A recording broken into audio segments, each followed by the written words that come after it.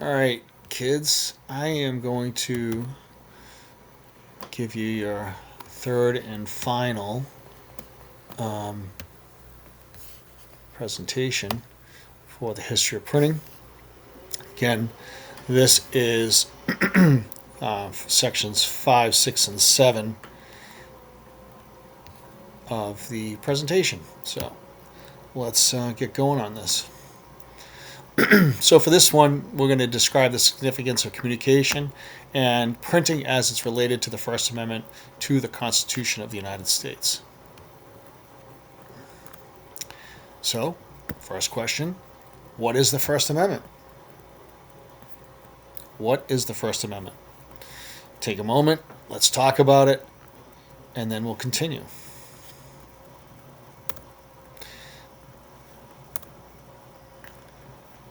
The First Amendment is to protect individual rights. The framers of the United States Constitution added 10 amendments to the document, which came into force in 1792, 3 years after the Constitution itself did. These amendments are collectively named the Bill of Rights. Arguably, the First Amendment is also the most important to the maintenance of a democratic government.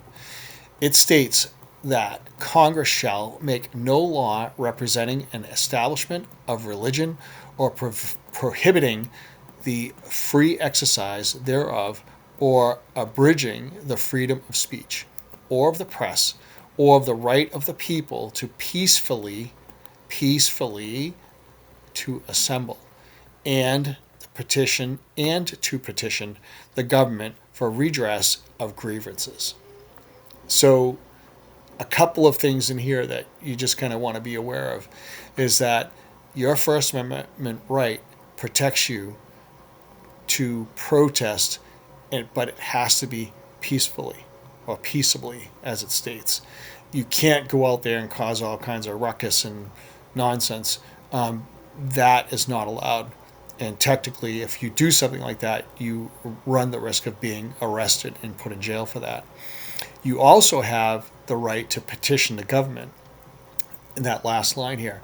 That states basically that if you don't like something that's going on in the government, then you as a U.S. citizen have the right to petition and ask for explanation. And if you still don't like it, you could ask to have laws through your select process to have them challenged or whatever. So you have lots of rights with the First Amendment, okay? Just remember that. The first part of the statement reflects that framers experienced with the long history of religious strife in Europe. So remember, the Pilgrims and those people, all those people that came here because they didn't have freedom of religion back then. They realized that religious discord can be an explosive and cause tremendous disruption in politics. It would be doubtedly so if one religious sect were favored over all others. So they ensured that the federal government could not or cannot interfere with the citizens' practice of their religion, which, if you look at the United States, we have a variety of, different types of religion, from Buddhist to Catholic to Protestant to Baptist to Jewish, whatever, Greek Orthodox. I mean, this country has all sorts of different religions in here, and the law states that the government can't stop that from happening here. The freedoms of speech, press, assembly, and the right to petition the government and seek redress of grievances proclaim that the citizens have the right to call the government to account. Freedom of speech and press allows citizens to communicate their ideas verbally and in writing, while freedom of assembly lets them publicly express a common interest. The right to petition allows citizens to point out to the government where they did not follow the law, to seek changes as well as damages for such missteps. So this is kind of some of the stuff I just talked about, at the beginning of all of this. Of course, there are limitations to the freedoms. One may not force their tenets of his or her religion on those who do not observe those beliefs. So in other words, short, sweet, if I was raised as a Catholic, I am not allowed to force anybody to become a Catholic, nor should somebody be forced to be a Buddhist or a Muslim or whatever. In this country, you are not allowed to force anybody into any religion they don't believe in. Harmful speech, such as yelling fire in a crowded room, is not protected, nor is a written lie that causes harm. So again, you can't run into a movie theater, or say the cafeteria. You can't yell fire just to yell fire and have people evacuate. That's against the law. And again, you're doing something illegal, and you could be held accountable for that. And again, you can't write stuff. Okay, and this is why the internet has become such a hotbed. Social media, you can't write stuff that causes harm. So if you threaten say a bomb threat to the school or a place of business, and somebody sees that, they can turn you in, and then you have the accountability part that's going to take place. As well as gatherings must be peaceful. And again, I said that earlier. If you decide to do a protest, first and foremost, most cities and towns in Massachusetts require you to get a permit for that, and it has to be done peacefully. You start throwing rocks through windows, stuff like that, destroying cars, destroying property that's not yours, then, as it says, destruction of the property of others is not protected by the First Amendment. You can go to jail and be held accountable. So again, a protest must be peaceful. Freedom of the press. As printers, we are part of the press. So, and the press now also not only includes like what you would see in a newspaper, but if they have electronic versions of that, that is part of the press. Freedom of the press protects the right to obtain and publish information or opinions without government censorship or fear of punishments. Censorship occurs when the government examines publications and productions and prohibits the use of the material it finds offensive.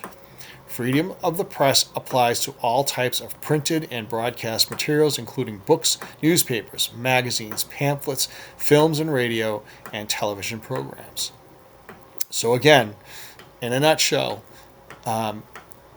you have protections from the government that they can't withhold information or publications.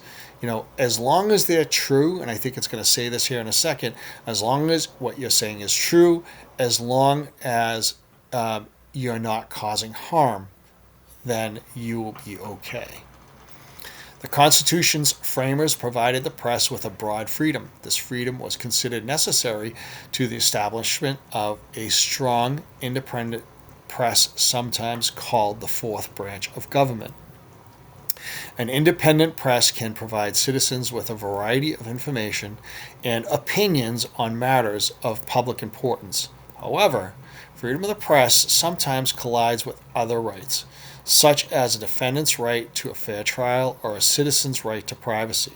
In recent years, there has been increasing concern about extremely aggressive journalism, including stories about people's sexual lives and photographs of people when they are in a private setting. So again, you have to be a little careful of how you're going to utilize this right that you have, because if you cause harm, you will be held accountable. And there are plenty of magazines and stuff out there that are pretty disgusting as far as what they do. So, in the United States, the government may not prevent the publication of a newspaper, even when there is a reason to believe that it is about to reveal information that will endanger our national security. By the same token, the government cannot. So again, you'll have newspapers or whatever get some inside information about something, and typically they can publish whatever they want, and they don't have to provide their sources per se, and because sources are protected. But again, be careful, because again, if it's a national security interest, if you're a reputable newspaper, you probably would be contacting somebody else prior to releasing something like this, because you don't want to cause harm. So these are some of the things that they can't do, the government, okay? They can't pass a law that requires a newspaper to publish information against their will. So that basically says if Johnny or Susie or Johnny or Cheyenne have a newspaper, I can't, as the nation of Dion, I can't force them to put something in their paper against their will. Can't happen. It's against the law. You cannot impose criminal penalties or civil damages on the publication of truthful information about the matter of the public concern, or even on the dissemination of false and damaging information about a public person, except in rare instances. So this here says that you can almost write whatever you want, but I will challenge this a little bit to say, again, if the information is false and can be proven it's false, especially if you're trying to disparage a person, be very careful, because nowadays you can be sued for that, and if you lose, it could cost you a lot of money. Can't impose taxes on the press that does not levy on other businesses. What they're saying here is that a newspaper, let's just say the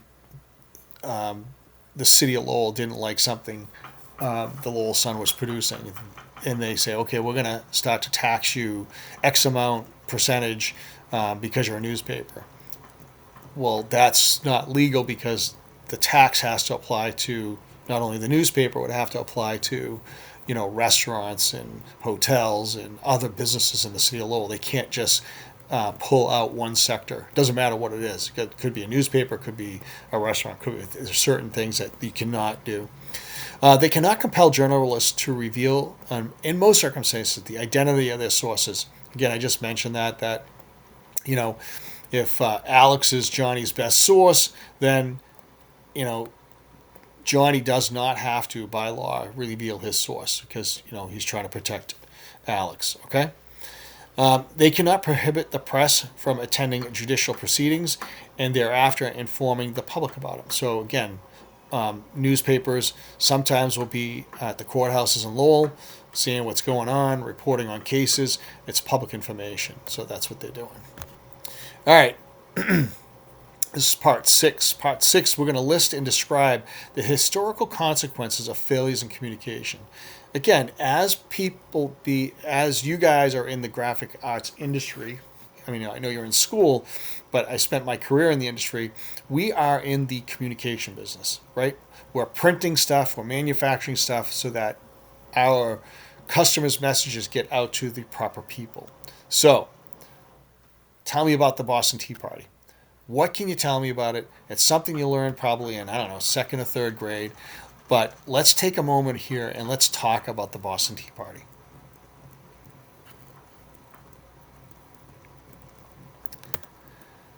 So basically, the Boston Tea Party, British East India Company, was struggling financially, all right, and had a massive amount of tea that they needed to unload.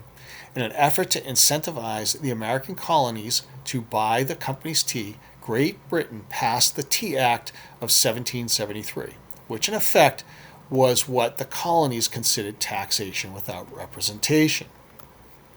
In response, the colonists dumped the company's tea in Boston Harbor, setting the stage for the American Revolution. Now just think about this for a second when I'm about to say this next part. Imagine if only there was mobile communication technology in the 18th century. Great Britain might have better understood the colonists' feelings much sooner and responded in kind. So basically what they're saying, think about this, back then there's no cell phones, there's no telegraph, there's none of that stuff. So when Great Britain says, hey, we're going to start taxing, that message comes over by ship, could take 30 or 60 days. It gets to the colonies. Now the colonies say, get the message. They're not happy with the message. Boston Tea Party happens. So a week or two goes by. Now they write this information down. Now it goes back to Great Britain. That's 30, 60 days later or more. Great Britain. So you can see that this can, over the course of probably a year, it's going to take to go back and forth. There's no easy way to get the information back and forth. So if they had, say, cell phone or even telephones back then, how much faster could they have avoided potentially not a civil war, but the breakaway? They could have introduced messaging about the tax. They could have asked for feedback. They could have done something a little faster and then had a better understanding of what the impact would have been. Instead, they doubled down on their position with the passage of the Conservative Acts, sparking the Revolutionary War. So that's one example of some poor communication, right? They weren't proactive of what they were doing. They just decided, hey, we're going to do this. End of story. And it didn't end well for them, as we all know. The next one is Cartoon Network causes Boston bomb scare.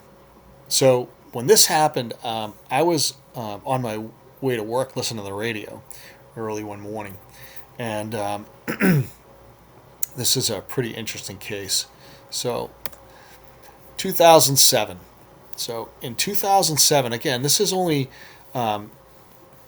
January 2007. So this is about 5 years after the World Trade bombing. Okay? So just kind of keep that in the back of your mind. Cartoon Network once undertook a guerrilla marketing campaign that involved placing suspicious-looking LED devices around Boston to promote one of their TV shows. I believe it was Adult Swim was the name of the TV show that they were doing. When residents mistakenly believed the LED characters were actually bombs, any upside to their campaign was quickly lost, as was the job of then Cartoon Network boss Jim Samples. So now before I go to the next slide, I'm just going to reiterate that, again, you have to remember this happened after 9/11. This happened, I believe, after some other incidents in the United States that had people on edge. I can't remember if this happened before or after the Boston Marathon bombing. I'm not sure, but regardless of the fact, there was a lot of other things going on that were making people very nervous. So this is a picture of one of the devices, and basically what it was is this little LED device that they took these and they put them around the city of Boston. So imagine, these things are just hanging around. There's batteries, there's wires. Instantly, people are going to think this is a problem. And I just remember that it just sparked this big. They closed down a lot of streets in Boston, and where they were finding these greater Boston area, all within the city limits, of Boston. That's where they were finding these things, and it just wreaked havoc that morning. And as I said, the president of the Cartoon Network, he ends up losing his job over this whole thing. So they got some bad press about it because of the way they did it. And guerrilla marketing is exactly this. It's not your traditional stuff. It's typically your everyday marketing these days is done through some sort of mailer or some sort of direct mail through your email, or it's social media, whether it be Instagram, Snapchat, X, Facebook. This was totally outside the box, where they were just trying to promote the show by just dropping maybe pamphlets, and these obviously aren't pamphlets. It's a device that just did not end well. The next one, this is a big one. I remember this. This was the year after I graduated from school. In 1985, Coca-Cola releases a new Coke. And the funny thing about this is yesterday when I was just surfing the net, I came across this exact same thing, actually of all places, on TikTok. Because of probably it being April right now when I'm doing this video, it was a thing that popped up, and it's going to pretty much spell out exactly. So if you're a TikToker, if you go and look up Coca-Cola, new Coke, you'll probably be able to find something. But so in '85, Coke releases a new Coke, and it was a complete failure. And what was happening is, this is what the new Coke looked like, the cans. Basically what was happening was Coke decided to launch a campaign to keep up with Pepsi. Pepsi was what they would consider a new rival at the time.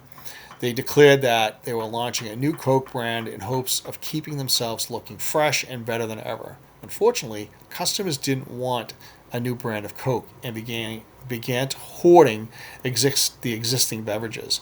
The company quickly backpedaled and brought back original Coke, but the damage of their brand was done.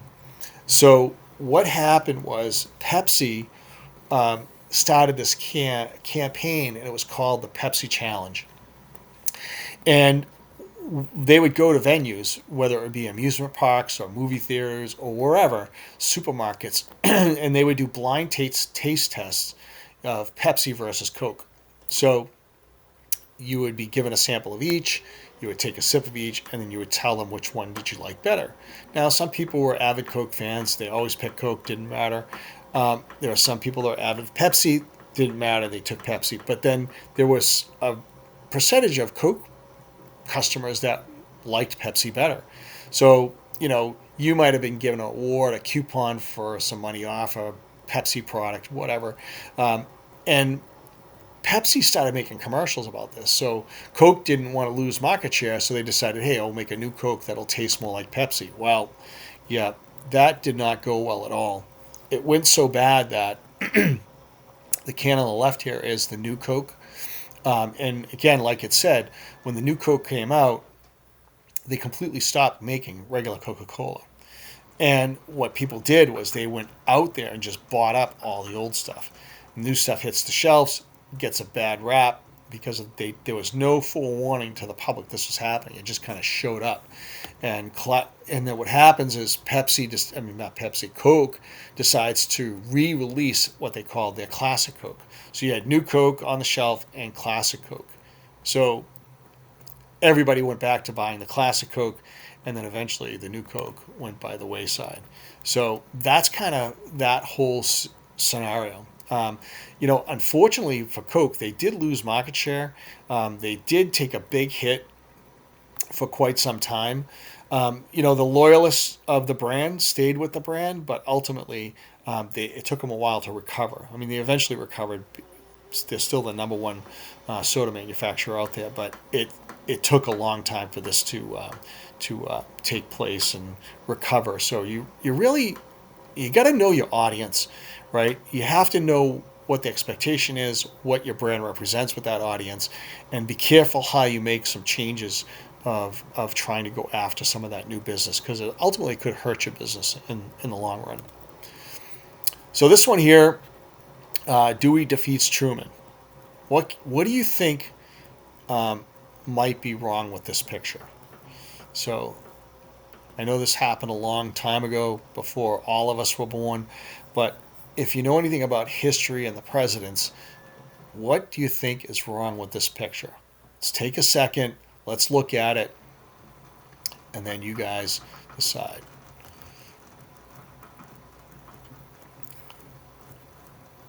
Well, ultimately, Dewey doesn't defeat Truman. Truman is the one that wins.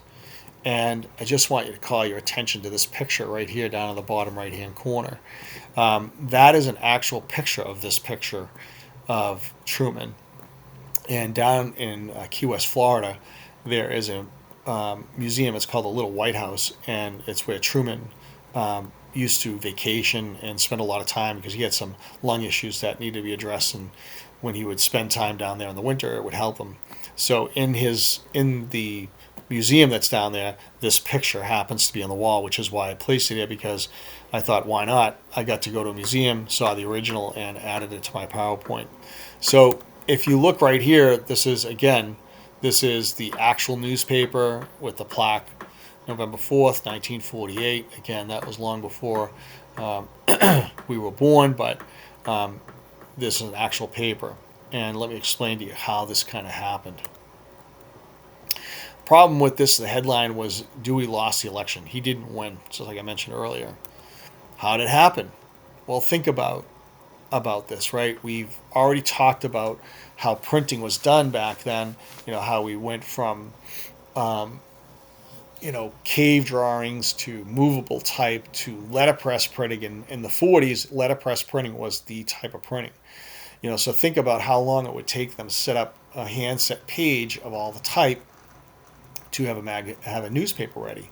So think about that, and remember how long it takes. It takes hours and hours and hours, and when you're in an on-demand business, you're trying to generate news as quickly as possible. Well, as presidential candidate, Governor Thomas Dewey of New York, he was not a glad hander. not a flesh pressure. He was a stiff and tended to be uh, pompous, meaning that he was a little arrogant.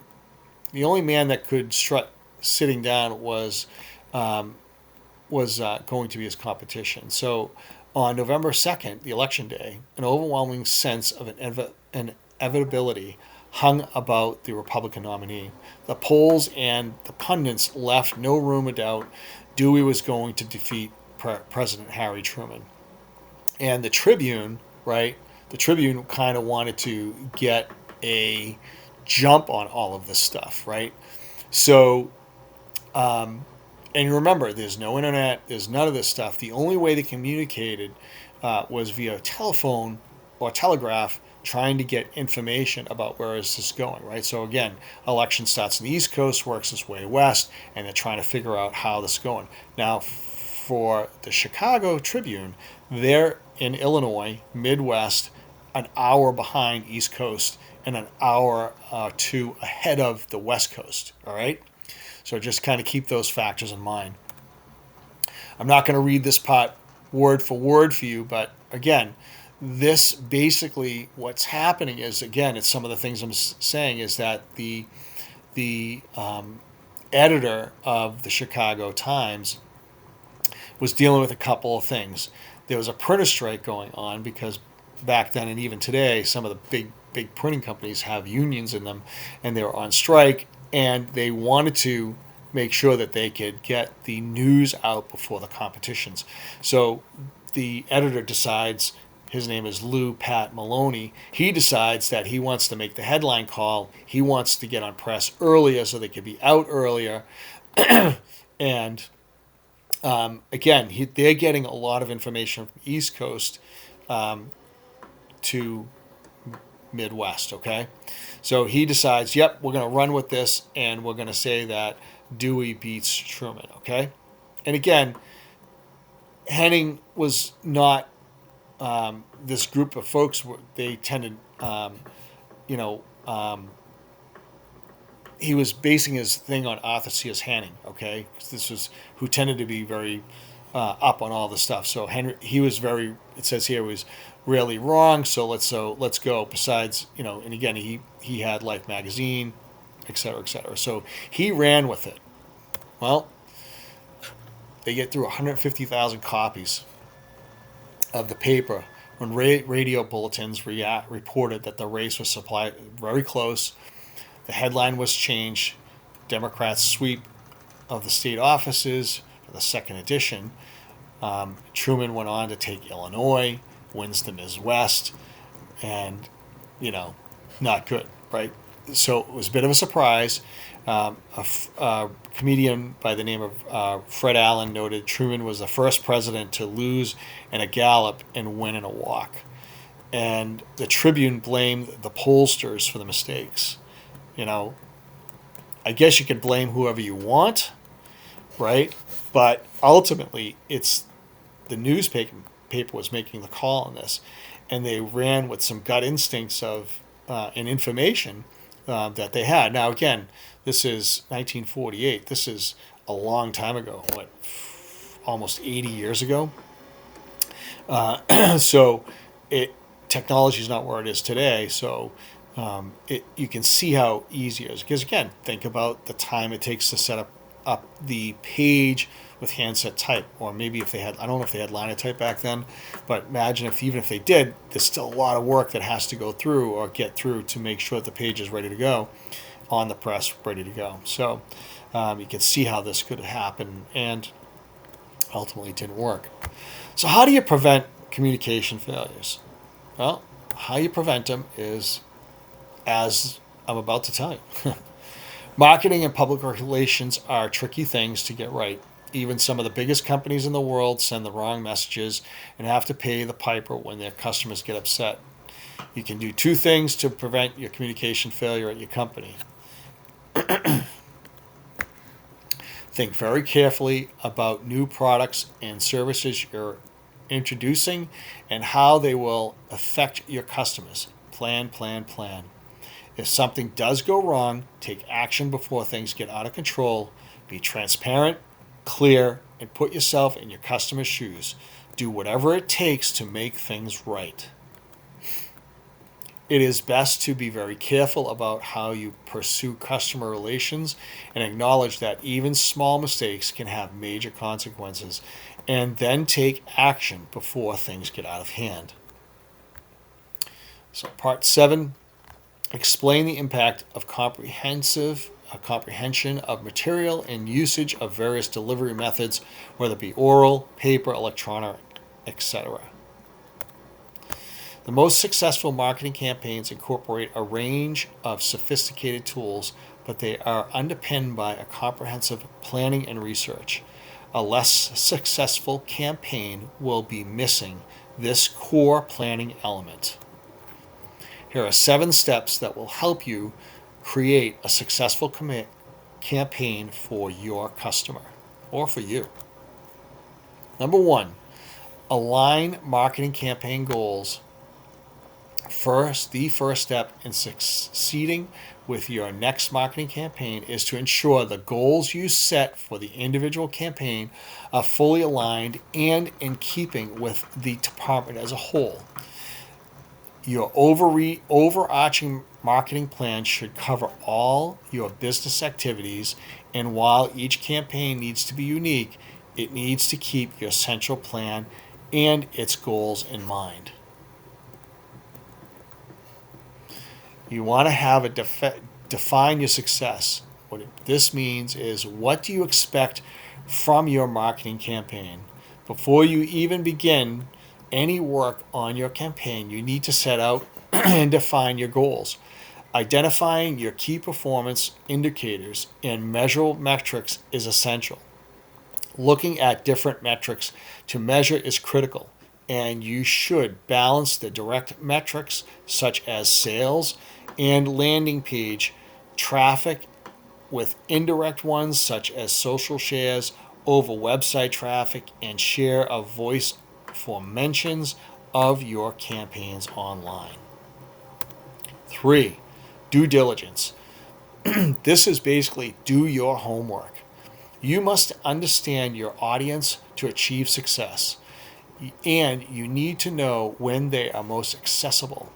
Your marketing campaigns should be built upon a culture of testing, and this will give you the most precise image of who your customer is and what they want.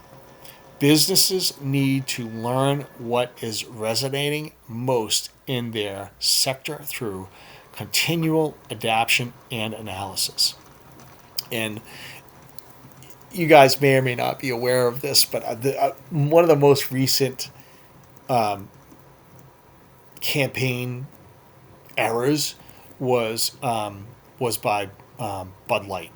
Bud Light, 2 years ago now, I think it was, they used Dylan Mulvaney, I think his name is, as one of their brand specialists, we'll say. And if you look it up, I don't even know if they can find the commercial out there anymore. But Dylan has a very different lifestyle choices than your typical Bud Light drinker.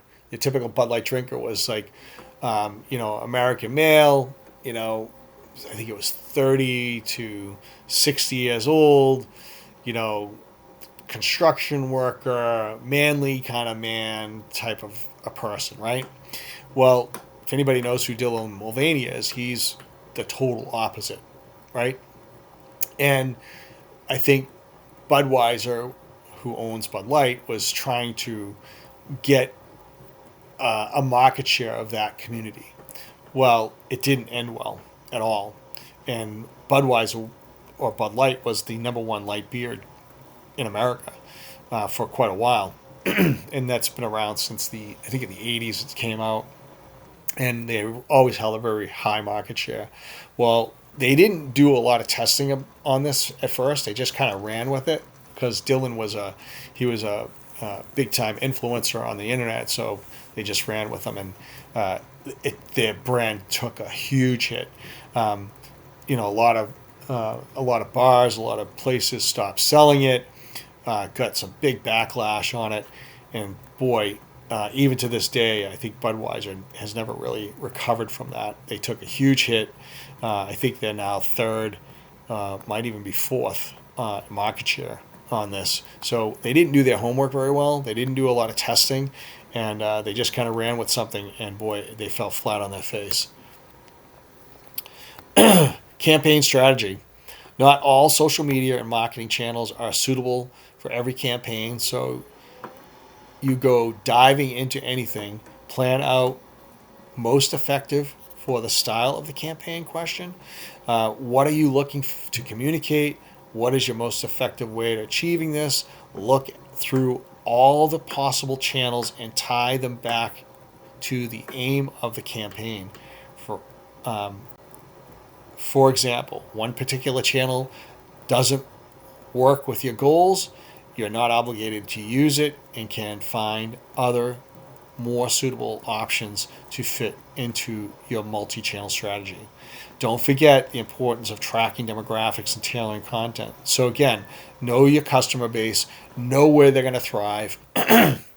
So, for instance, people in their 70s probably aren't the most internet savvy people, right?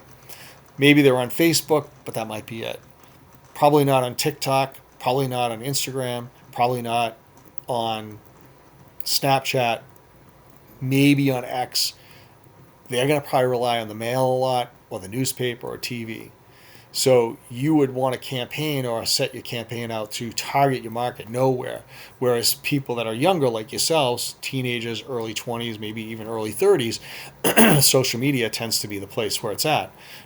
Not to say that a print campaign doesn't help, direct them to, right? Because you're not going to just deal with one channel. You're dealing with multiples. You got to pick the ones that are going to be best for your audience.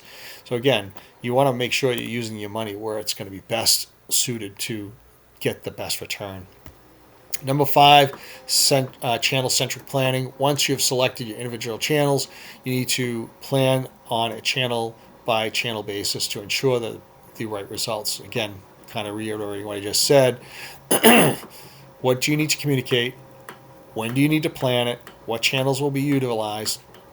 Whether you're looking at direct mail, social media, email marketing, there is a significant planning required. Even a single email marketing campaign requires real commitment and more than merely publishing for sales with specific preparation and knowledge and content and testing for the best results. So again, email is okay, but just think about your personal email. If you didn't request it, you're probably not even looking at it. If you do direct mail, and I always kind of put this on the front burner often, is if I send out something in the mail, I have a 50-50 shot that you're going to look at it. I have a 100% shot that it's going to be in your hand because it's going in your mailbox. Then you're going to fan through and say, oh, what's this? Oh, it's a XYZ product. I'm either interested or not, and the customer may or may not flip that piece over. So it is a good way, but you're going to tie that to something else, whether it be an email blast to follow up with or a social media blast, whether it be on TikTok, Facebook, X, or whatever. Number 6, harness the power of testimonials. Customer testimonials are the way of letting your clients, this is people that you're trying to get, to do the talking for you. So the third-party recommendation or a positive statement about your business has much more clout than merely stating that same information about yourself. More and more businesses are opting for the power of video testimonials, which, like all video content, is exceptionally effective, delivers the message quickly, and allows for more personal and direct approach. Again, Johnny sells something to Alex. Alex likes it. Alex writes a letter or does a video podcast about the product. It's a win-win for Johnny, right? Because now Johnny doesn't have to do all the selling. Alex is helping him do the selling. So these things come in real handy. When I was a sales guy, I would have some of my biggest customers do written testimonies for me that I could show to prospective clients. Map out your timeline. None of the above points will work without planning and measuring. Create a robust timeline is essential, but you also have to be ready for flexibility should your insights find that you need to make instant changes or move direction. Tweaks and fine tuning needs to take place throughout the campaign, and while the launch may be your big moment, the work doesn't stop there. You need to continually develop and hone your campaign to suit the needs of your audience, right? And the best example of this is like political season when there's an election. If the election's on the 5th, you want to make sure that postcards are getting out to the customers maybe on the 3rd or the 4th to, tell them why they should vote for you, because if a postcard comes on the 6th or the 7th, then it's a total waste of time, a waste of money. So timing is everything, right? So you have to have like a written schedule of when the artwork needs to be approved, when it needs to go to the printer, when it needs to be, pre-flighted, you need to have that timeline worked out, because if you miss your deadline, then everything is for naught. The money and time invested into your marketing campaigns mean most businesses can't afford to abject failure. More than that, a failed campaign won't necessarily be forgotten. Just think about Coca-Cola, think about the Cartoon Network, Budweiser, all these companies. And there's still more out there. I mean, you can search failed campaigns and you'll find plenty of them out there. But a failed campaign won't be forgotten. They'll remember. Your customers will remember that, and can impact you negatively in the future for success. Taking your time, using the tools available, and all above, planning is essential for success. That is it, folks. That is the end of this presentation. This is the last section. You guys have a quiz. Make sure you turn in your worksheets so you get credit.